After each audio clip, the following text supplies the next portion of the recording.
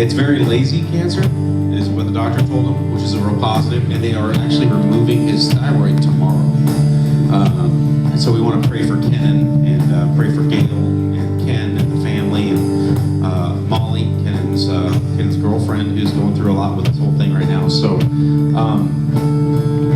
mean, I could just pray, but why don't we just turn around and grab hands of a few people around us, and let's just pray for Ken specifically that surgery goes well, that the tests have shown that it hasn't spread, and then I'll come back together. We'll pray as we close this morning as a group as we close the worship service. But let's just pray for Ken and just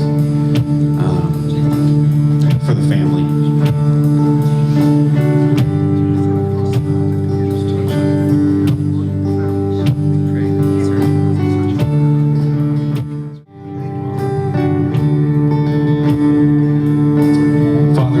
Says your Holy Spirit is welcome here. We know that your Holy Spirit is the healer, the giver of wisdom, the direction that we live by. And so, Father, right now we just pray. We just pray for Kenan that he comes out of that surgery tomorrow and gets to go home and is strong and healthy. I thank you for the young man that he is. Such a wonderful, strong Christian young man, independent, full of wisdom for his years. God, what a true blessing he is for all of us. So God, we just pray for strength, we pray for healing, we pray for recovery, God. We know that you've got a great plan for him. I know he's going to Africa in a few months on a missions trip, but God, what a tremendous testimony his whole life has been. So Father, we just lift him up this morning. We pray for healing in your name. Amen.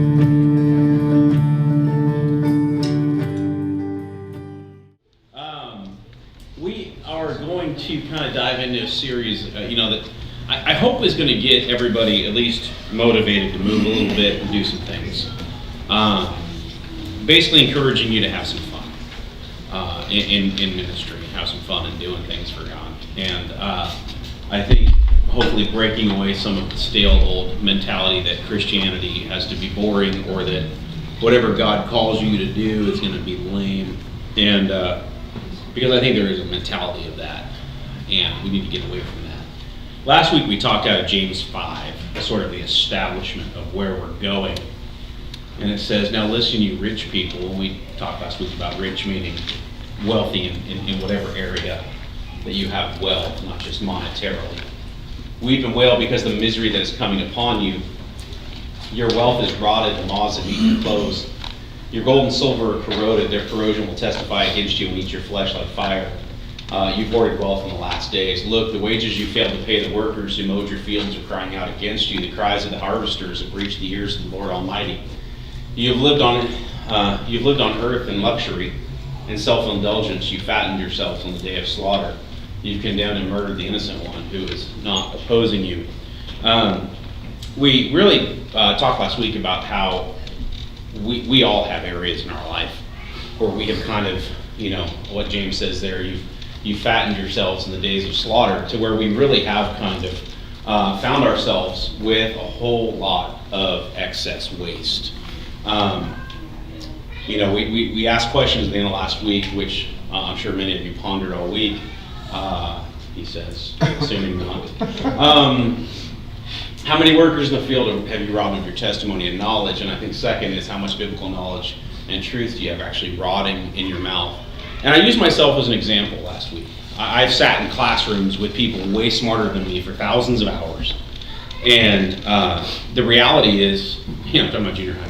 Now, the reality is I have so much stuff that I have wasted. I have learned so much stuff that has rotted before I've been able to ever use it. I have forgotten more than I know.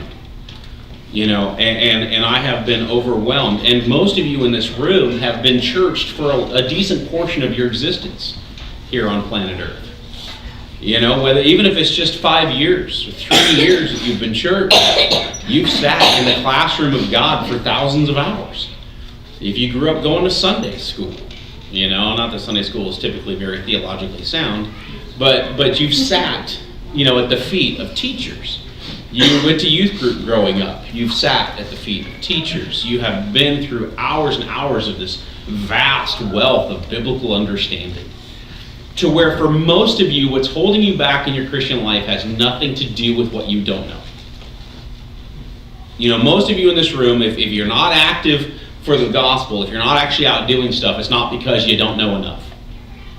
It's not because you're unskilled labor for Jesus, so to speak. You actually, everybody in this room has more than enough skill to pull off what you're supposed to be doing. You all have the knowledge that you need to get it done. You know, I shared, I think I shared it here, I was having a conversation recently about geometry. And I was terrible at geometry.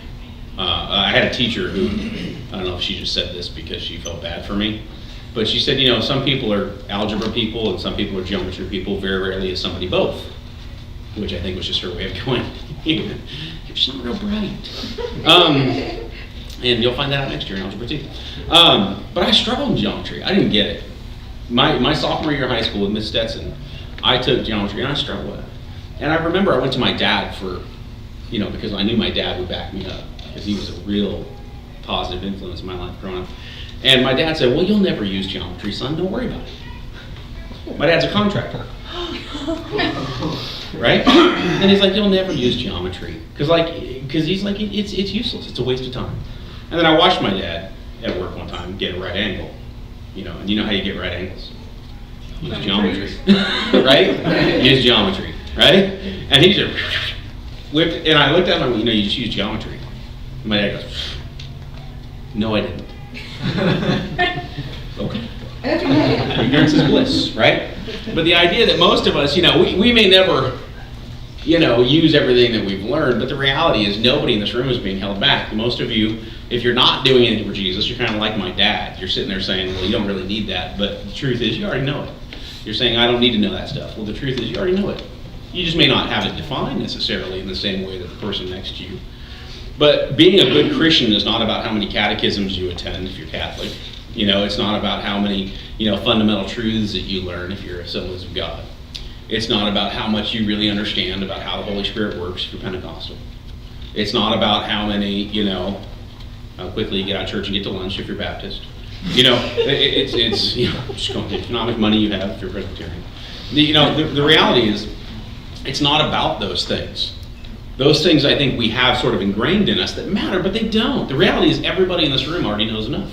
Everybody in this room has already had a master's degree education in theology. You know more about theology than most people in the world. So what's the disconnect? What's the disconnect? The reality is, how much do you have? It's just dying. How much awesome knowledge do you have that you're not giving out to anybody? How much is just being rotting away in your life? How many times have you gathered, right? How many times have we gone to a Bible study to get something for me? You know, and we go home and we're like, hey, you know, that was a great Bible study. It really hit me in the heart, right? How many of us do that? We all do it. I'm not making fun of anybody. We all do it. Man, it was really spoke to me.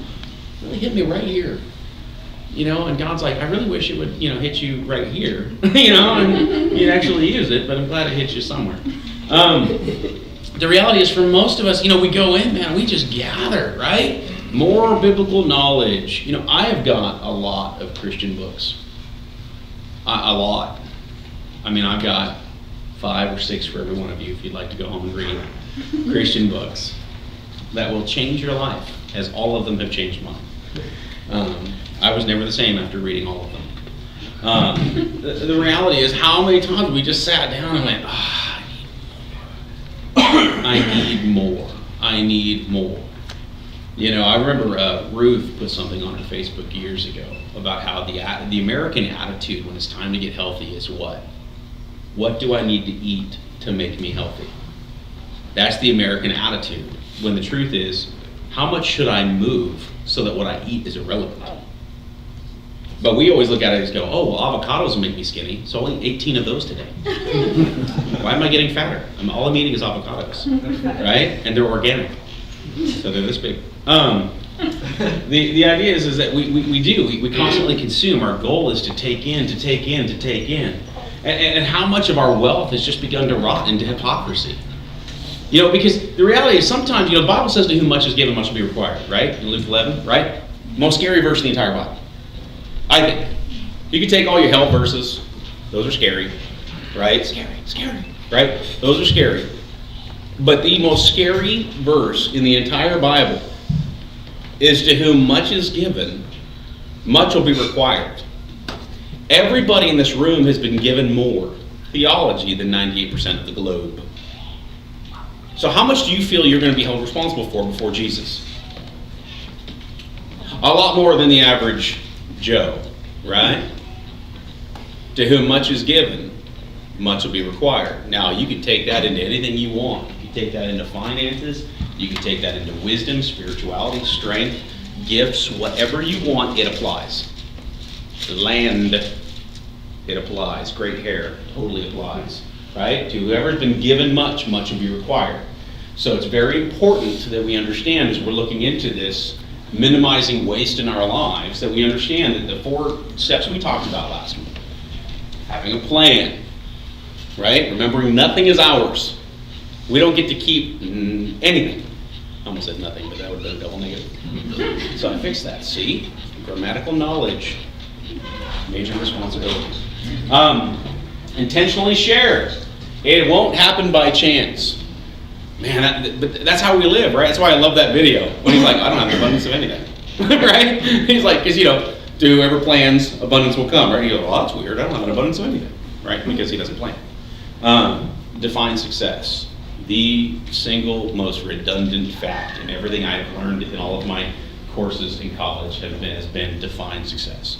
What is success? Now, success can be different.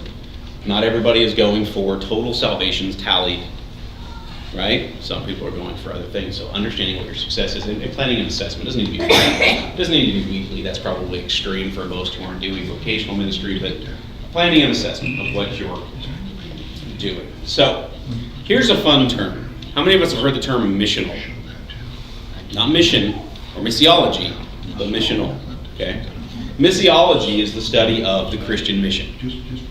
What is our idea for how we're supposed to be getting out and spreading the gospel to people in our community? What we're supposed to be doing. That is missiology. Missional is the way that we live our lives according to the mission. The way that we live. You will not find this in a dictionary. It's kind of like truthiness. It's going to get in there at some point, right? Because you guys know truthiness is in the dictionary now. It means, it sounds like the truth. One of the greatest definitions of all time. Missional is going to get in there. Because missional means living your life according to the mission. According to what is the plan, according to an objective, is missional living. Christians really should live missionally. Christians should be the ones who are showing the world how to live on mission.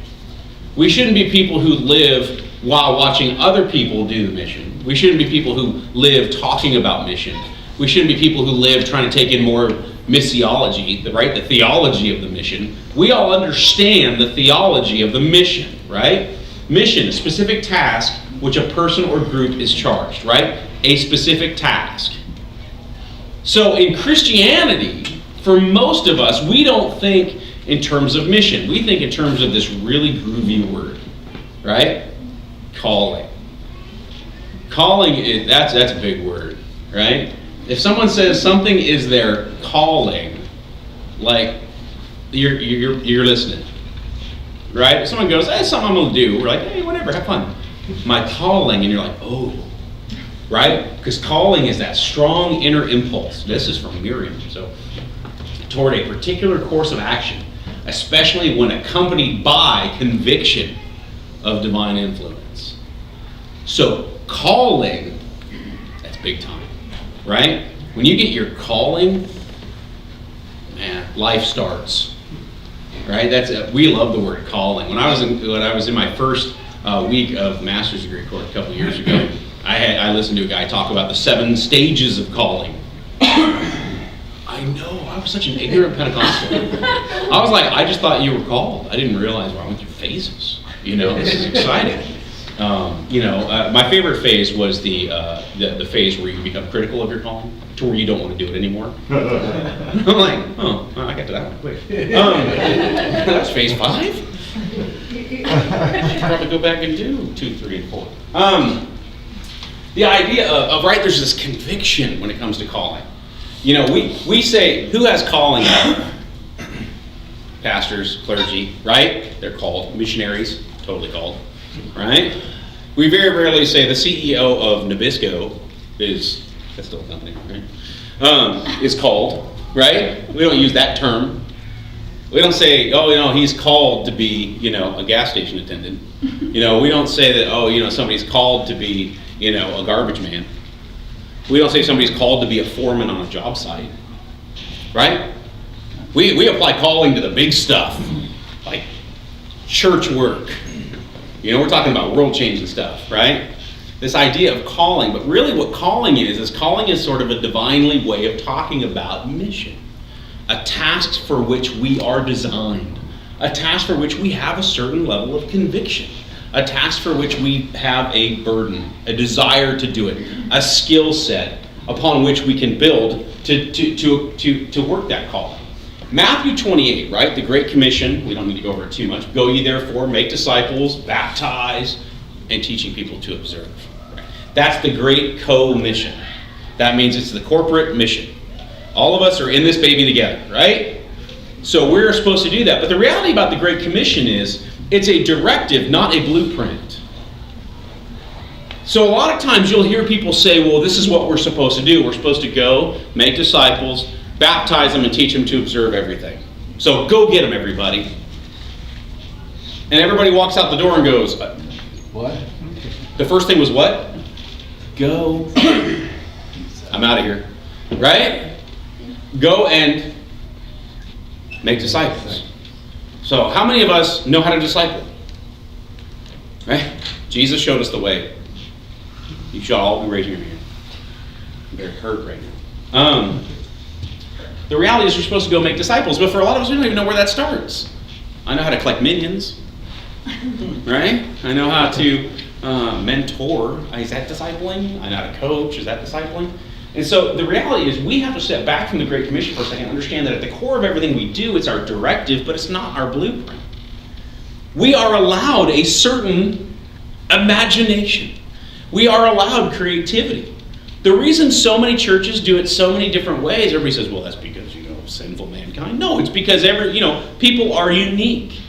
People have different skill sets. People have different values they place on things. So the reality is, as much as the Great Commission is at the core of everything we do, it's not the blueprint for how to do it. How you do it is irrelevant.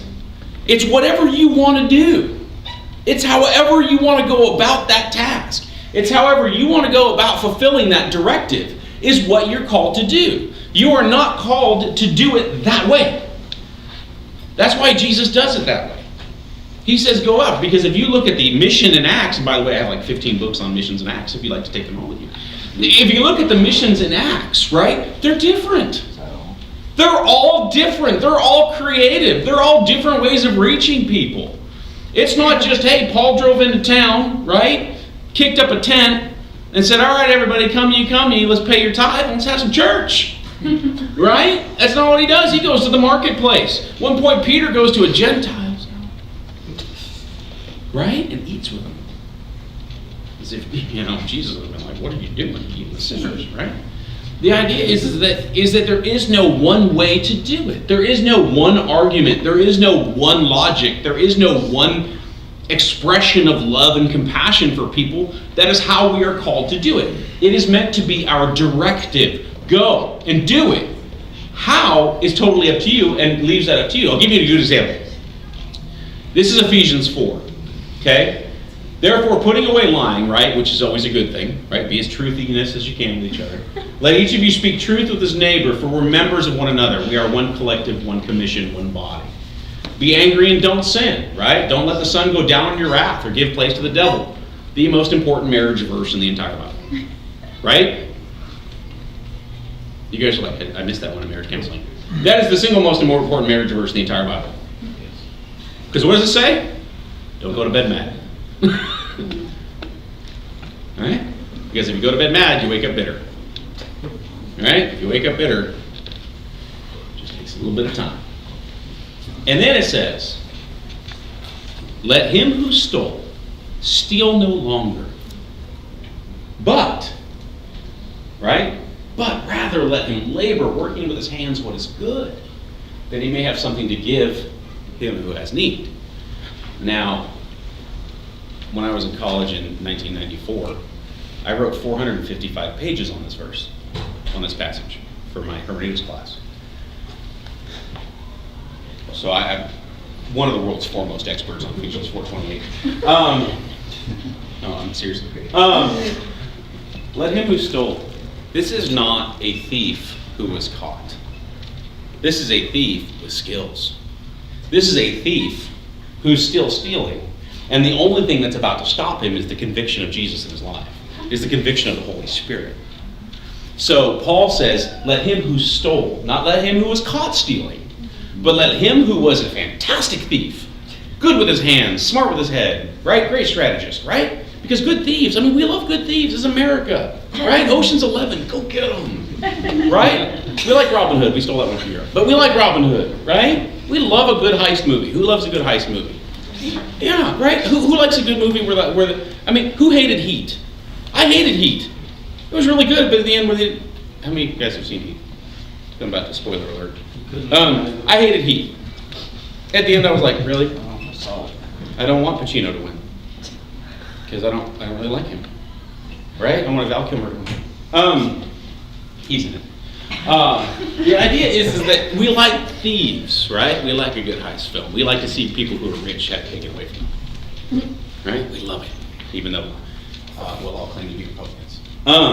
Let him who stole steal no longer. So let that thief with all that skill, who's gone around and done all these amazing things, now what he's going to do, because of the conviction of Jesus in his life, he's going to take those hands, which were so good at stealing, which love to take, which love to do all these things, love to plan, love to strategize, all this stuff. Now you're going to take that through the conviction of the Holy Spirit, and you are now going to give and create what you used to take and steal. You're now going to give and create for people who have need. So instead of stealing for you, you're basically creating for them. So what Paul is doing is Paul is taking a gift that a thief has. Skills, strategy, planning, understanding of need, good with their hands. And now that thief is going to use all those same skills, that same passion, that same ability, and is going to turn it around and use it for good. Is going to turn around and use it to do something for the gospel, to do something for the church. Spiritual giftings, right? How many of us have heard of spiritual giftings? Right? There's 4 passages in the Bible where you can read through the series of spiritual gifts. These are the ones that you read. And a lot of times when we spend time reading about spiritual giftings, we think church work. We think administration. Office manager at the church, right? She has the gift of administration. Notice it's a woman because she's organized. Right? The gift of knowledge, right? That's the elder board. Right? If you have the gift of knowledge, you're obviously leading the church. Apostolic leadership, I've only met one person ever who actually that applies to, in my belief. Apostolic leadership being very extreme: discernment, mercy, evangelism, miracles, interpretation of tongues, wisdom, exhortation, pastor, shepherd, faith, prophecy, giving, healing, teaching, serving, ministry. When we read through these lists of spiritual gifts, a lot of times we look at them and we think, okay, how can I use that in my church? How can I use that gift to make my church a better place? How can I use that gift to grow the church? Right? We do that all the time. But the question you ask yourself is, does your mission have to be working in the church? Does your mission have anything to do with the actual organization and the week-to-week values of the church? The response is no, it doesn't. And I'm going to show you a video. Hold on, just pause it real quick. Okay, so here's the thing about this video. I need to give you just a minute of context.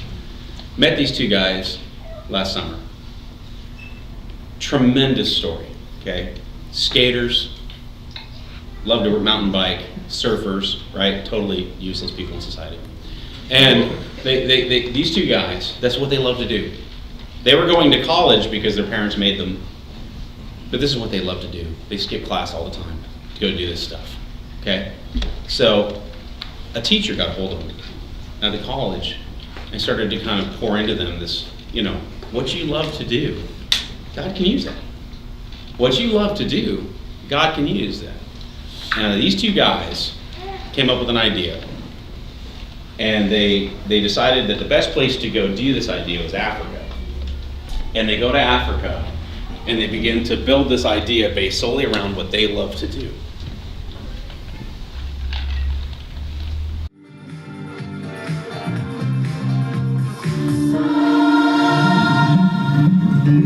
ACURFA exists to provide awareness and startup capital for local businesses that focus on rural transportation. Most of Zambia is really not that developed, so a lot of individuals and people depend on bicycles to move about.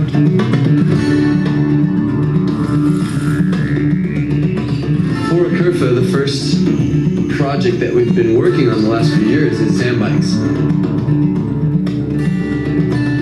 The vision of Zambikes is to have it be a sustainable company that can provide goods that are going to serve the needs of the people here in Zambia. And our goal is to turn Africa and really the developed world around one bike at a time. It's been an incredible ride.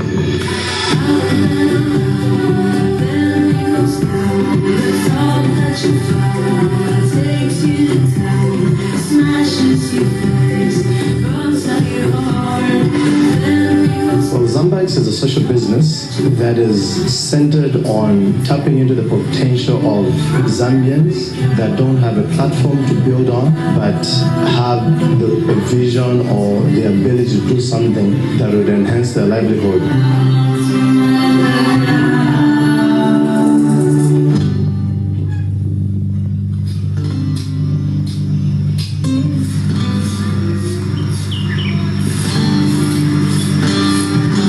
Set up shop pretty far out of town, and the reason we did that was because we wanted to reach out to a specific group of people that didn't have opportunity, that didn't have education, that didn't have a lot of schooling.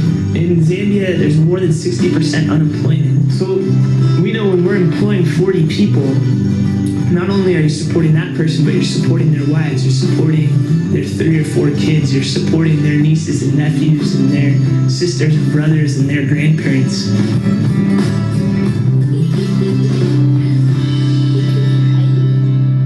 Zambikes have changed my life. They did not just provide job for me. They also think about my family, building a house which I am now living in. Benjamin Banda has been a friend for a number of years. I met him in 2004. He was in a pretty tough spot. He was living in a compound, and every rainy season, him and his kids and his wife would get cholera from the flooding and the bad sanitation. In 2008, we were able to hire him. It's just been amazing to see that someone with a passion like Benjamin, that only has a 9th grade education, is able to run our inventory systems, organize our administration at the farm, and really help coordinate 30 plus people out here. Right now, as I'm saying here, I'm not just a Benjamin, I'm the production manager.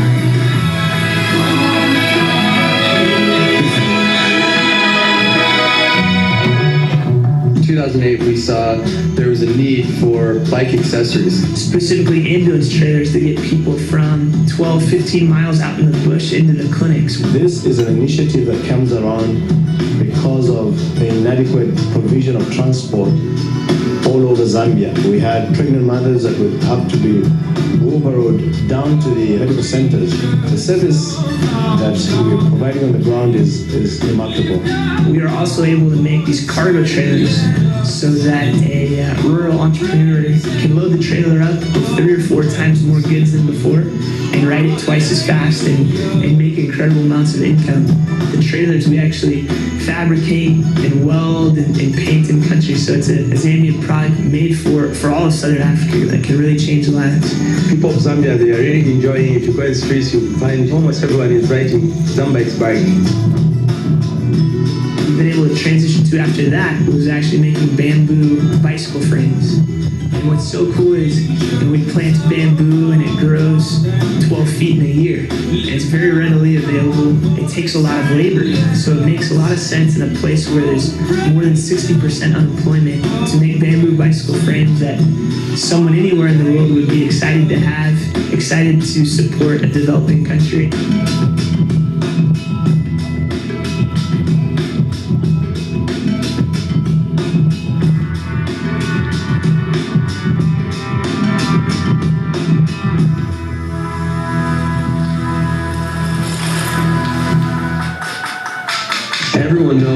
Zambikes, everyone knows the employees, and there's a sense of honesty and integrity that comes along with that name, and quality that comes along with that name, and not just quality of product, but quality of life and quality of people. And so it's such an exciting thing to be in this community as well, and to see the impact that it's having well beyond just the few guys that I get to interact with in the workshop.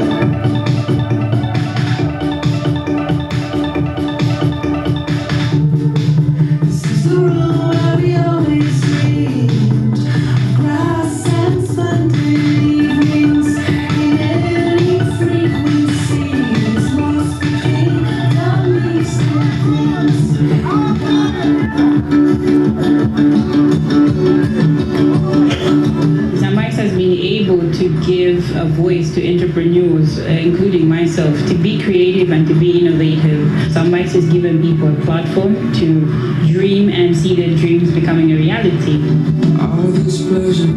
Zambikes is in a position where currently we're able to run ourselves on sales. So now we're working on getting the people here in country completely ready to take Zambikes and run with it. All over Africa, there's the need for such projects to be replicated. The neighboring countries have caught wind of what we're doing. Zambikes is a proven model that changes and saves lives, and it needs to happen in many other places. The only way that a Curve is going to move into other countries and start enterprises like Zambikes is with your help, is with the help of the donor base that we have. We need that money in order to start these companies and these social enterprises that will impact tens of thousands of lives around the continent. With your help and support, it can happen.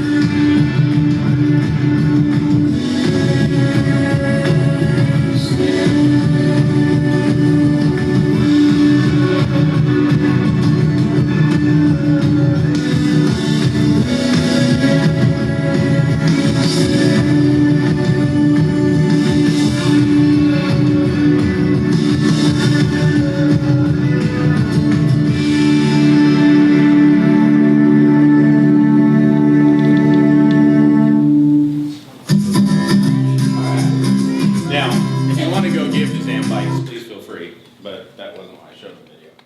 I showed the video to give you a good image of what we're talking about.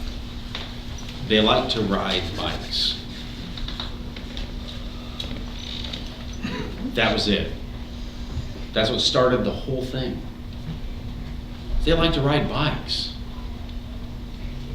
And then they made a few phone calls, got a couple of donors, took a few bikes with them, went to Zambia, right?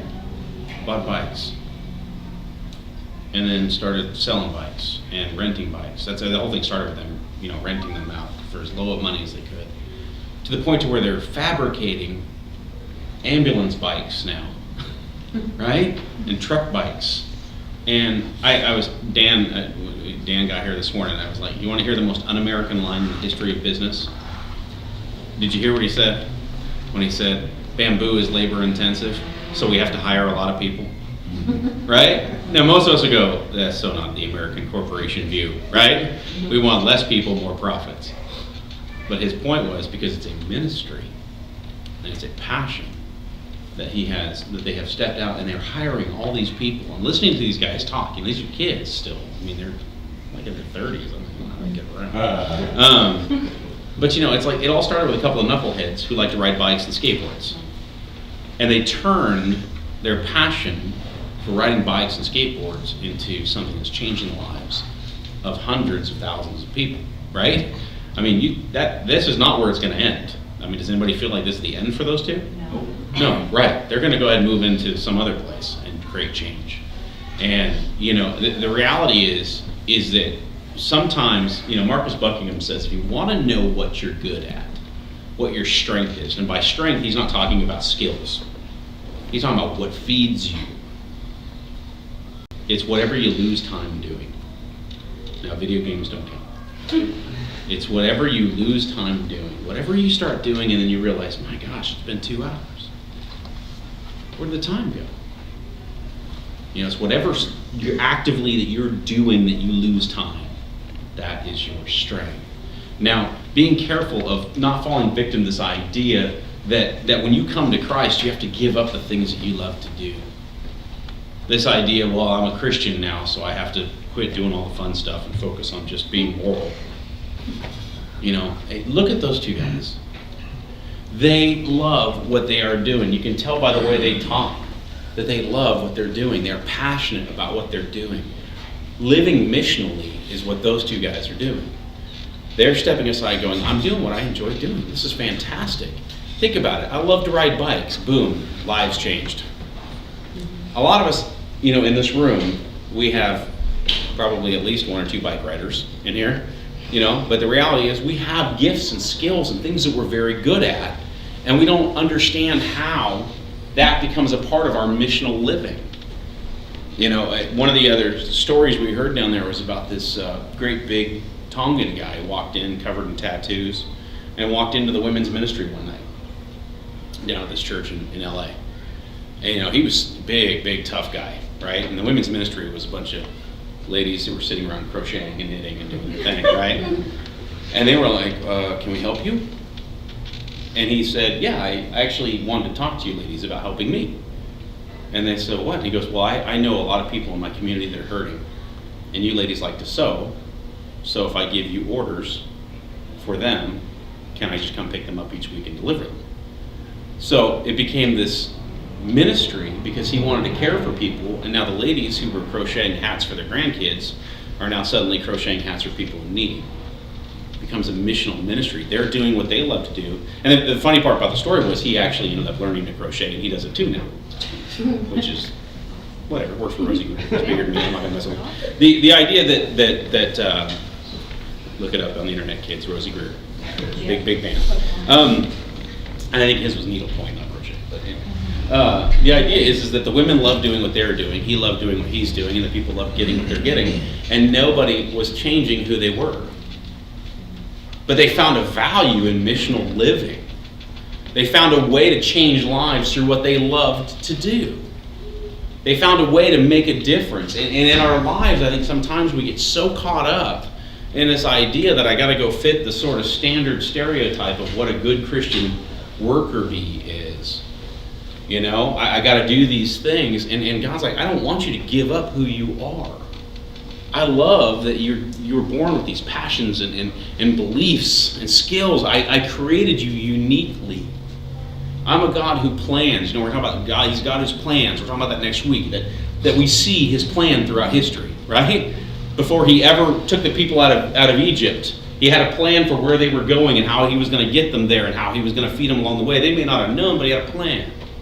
The reality is God designs us with these skills, with this sort of unique setting.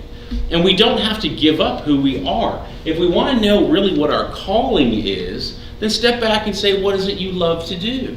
And take the whole concept of how do I employ that skill set in the church out of your thinking. And think to yourself, how do I employ that skill set in a world that needs it? You know, I mean, one of the things, I love coaching. And I always tell people, you have to love coaching to do it because it's a horrible job. Right? Because you get yelled at more than you ever get complimented. You get ridiculed. You're under the microscope all the time. But if you love doing it, you don't care what people think in the end. You know, that's another area of calling that matters.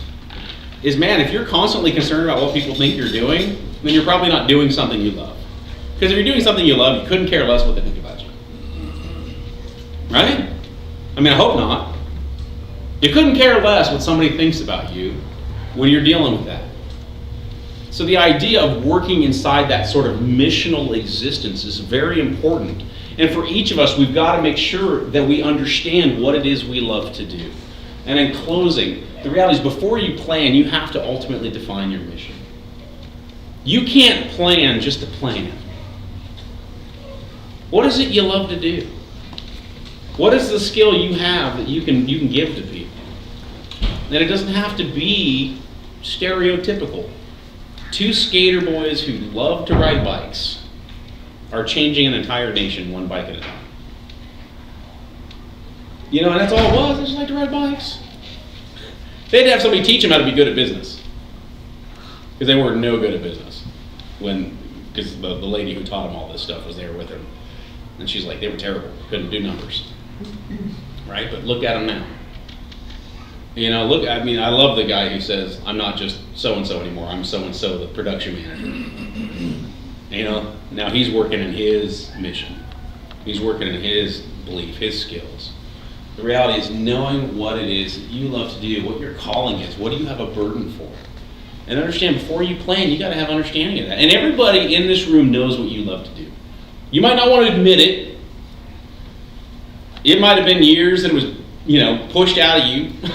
You know, that, you know, what's that line from the movie? You know, it comes time you got to quit doing what you want to do and start doing what you're made to do. You know, maybe you push it out of your life a little bit, but you know what you love to do. You know what you wish you were doing. How many of you guys constantly say, man, I really wish I was? Right? Really wish I was a skydiving clown. Right? That'd be fantastic. Make a list of things you love to do this week. Before you come back to church next Sunday, make a list of the things that you love to do.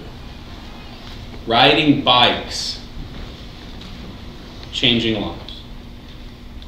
So don't think it's stupid. Right? Riding bikes is changing lives. So don't think it's stupid. Don't think it's small. Don't think it's irrelevant. Don't think it's immaterial to changing people's lives. Make a list of the things that you love to do. So before you get into any kind of planning or any of the stuff we're going to talk about the next couple weeks, before you get into any of that, you got to focus on what is the stuff that really charges you up. What do you love? You know, what are you doing with it? If you're really into carpentry, but you got stuck doing something else, is that something you love to do? Write it down. You know, write it down. Think about it. Maybe for the first time for some of you guys in a long time. What do you want to do? Because, man, I know every person in this room, unless you are dead inside, right, which could be true, I've had my moments. Unless you're dead inside, you watch that video and you went, I should really be doing more. Right? And man, that looks fun. Because you can see how much they loved it. If they were like, well, we're just doing our service to Jesus. Just out here, whatever. We'd be like, oh, that's lame. Make a list of things you love to do. So let's continue to keep Kenan in prayer this week. We'll try to get some message out to each of you guys tomorrow. I'll let you know how the surgery goes. Let's close in prayer, and Super Snowman special next week, and First Friday and Friday night, 6:30-ish at Shula's house. All right, so let's pray. Father, we just thank you so much for this morning, God. We pray that we can be people who live missionally, that we can begin to think about things that you've put in us that we love to do. What do we love to do? And what can we do with that? Riding bikes is changing lives. Each of us has an area in our life where we are a bike rider.